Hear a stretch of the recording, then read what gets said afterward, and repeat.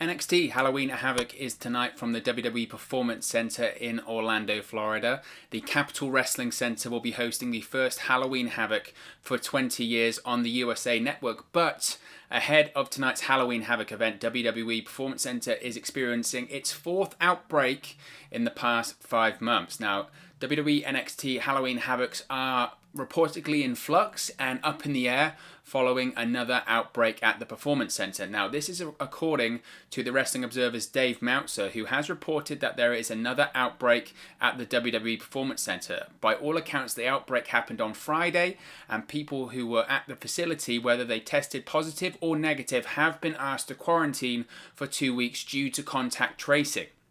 Now, Meltzer's report did not name any specific talent or personnel who were placed under quarantine. However, it has been reported by Meltzer that the outbreak included people that were scheduled for tonight's NXT Halloween Havoc special on the USA Network. As a result, quote, aspects of the show are going to have to be changed, he added during the report.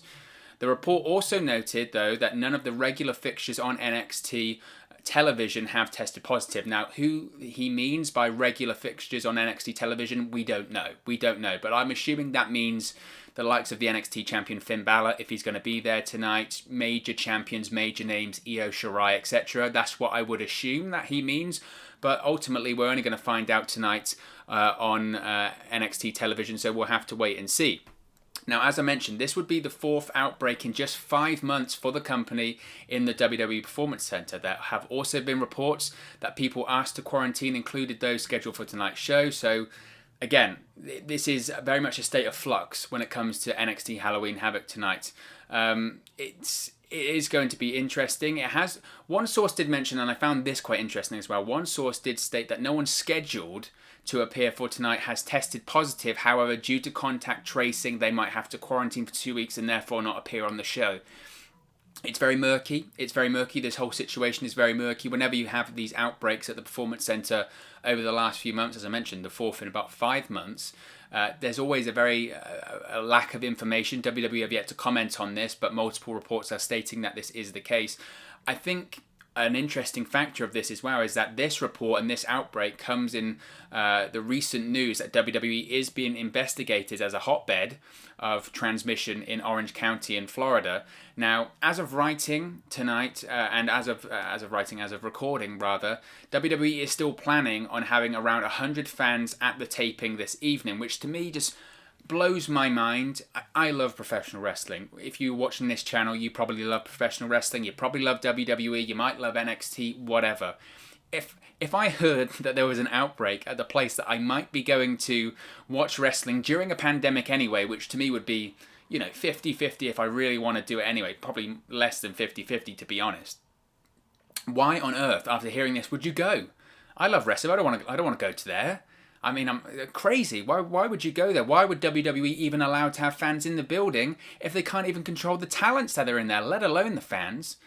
Now, by all accounts, the fans will follow the latest procedure of being tested on Tuesday night in Winter Park, Florida. If they test negative, they will be allowed to attend the show in specific pods set up in the Capitol Wrestling Center. Now, it has also been noted, now this is slightly off topic I suppose, but it mentions Halloween Havoc, that the Halloween Havoc special edition of NXT is to have an 8-minute overrun tonight on the USA Network for whatever that's worth. I would assume that's to pop a big number once AEW Dynamite goes off of the air as well. But there are more details when it comes to this. There are more details when it comes to this fourth outbreak. According to new details from Fightful Select, the outbreak possibly happened at a training event this past Friday at the Performance Center. Now, what they mean by a training event is that NXT regularly holds in-house live events, essentially.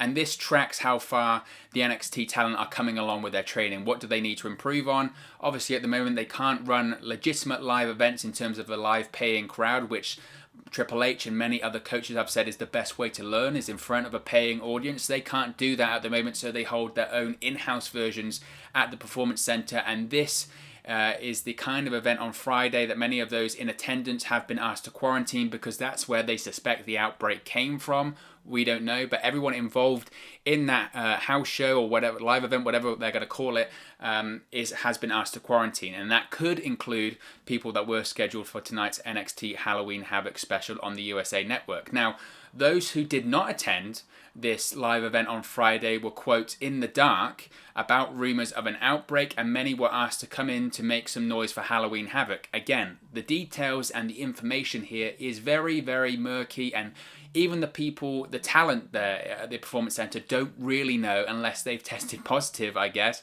know what's going on, or they've been told to quarantine. They don't know what's going on. It was also noted by Fightful that several training sessions have also been cancelled. It was also noted as well, this is absolutely fascinating, that WWE does not test their talent daily, but it is at least twice a week in terms of testing talent at the Performance Center. Now, this to me is crazy, because I think tonight's Halloween Havoc, get ready for a bad joke, tonight's Halloween Havoc, so once again, the Havoc is from WWE's testing policy at the WWE Performance Center. There you go, bang, what a joke that is. But this to me answers a question that has been on the people's lips for the last couple of days, ever since Monday, and we got that information about Survivor Series. This to me answers why NXT is not involved in the Survivor Series pay-per-view this year. Yes, I know some people have used the narrative that NXT has takeovers scheduled. There's Halloween Havoc tonight, and I think there's a takeover at the start of December or a couple of weeks after Survivor Series, etc. Storylines, or can we match up storylines? I think that's irrelevant, to be honest. I think in the grand scheme of things right now, with all of these outbreaks that we have seen at the WWE Performance Center, 4 in 5 months, you're nearly at one outbreak a month when it comes to that Performance Center. In the grand scheme of things, is WWE really willing to risk the superstars from the main roster coming into contact with those that are on NXT and regularly at the Performance Center? And those people on the main roster, they're secluded to the Amway Center. They only go to the Amway Center and then they go home. Is WWE really risking, or willing to risk, superstars that have been at the Performance Center where you've seen these multiple outbreaks? Are they willing to mix those two rosters? To me, the answer is obviously no, because they don't have the Performance Center under control in the same way that they have the Amway Center under control. Now, you have to also factor in numbers that the NXT numbers are limited due to injuries. There's a lot of injuries on the NXT roster right now. Finn Balor, Karrion Kross, Kyle O'Reilly, Ridge Holland, etc. So there's a lot of guys that are out injured at the moment. And also they're limited because they don't have any NXT UK superstars available to them, because they're over here in Britain and Europe. So therefore, I think having no NXT at Survivor Series makes sense. It sucks. It really sucks. But ultimately, that's WWE's own doing. That's WWE not being able to control outbreaks at the Performance Center, and therefore they can't mix with the main roster at the Amway Center. It makes sense to me, but it's WWE's own doing. They've shot themselves in the foot there. And I also find it quite humorous, to be honest, even though, to be honest, it's not a funny situation at all. This is a very serious situation, this whole pandemic. But the humor here is that WWE are having 3 separate locations investigated by Orange County due to being a hotbed for transmission. Now, you've got the Amway Center that's being investigated, which, in fairness, hasn't been too bad in terms of being a hotbed for it. We had an outbreak a few weeks ago, but once again, where did that stem from? That stemmed from NXT. That stemmed from the rumoured party and a lot of the NXT and WWE talent sharing houses together in Florida. So once again, you could say that outbreak came from the Performance Center and came from NXT superstars, which then transmitted over to the Amway Center. You've also got Full Sail being investigated because of their previous links with WWE and NXT. And now WWE and NXT doesn't even run shows from Full Sail University, because Full Sail were like, this isn't a safe environment.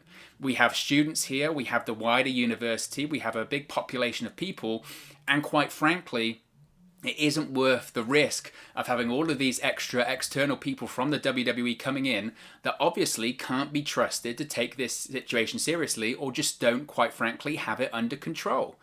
And then, of course, you have the WWE Performance Center, which is experiencing its 4th outbreak. Yes, fourth. No investigation is needed there. The guys in Florida, if you hear this, there is no investigation needed. It is a hotbed. That WWE Performance Center is a hotbed. Because when you have an outbreak 4 times, there is obviously an issue there.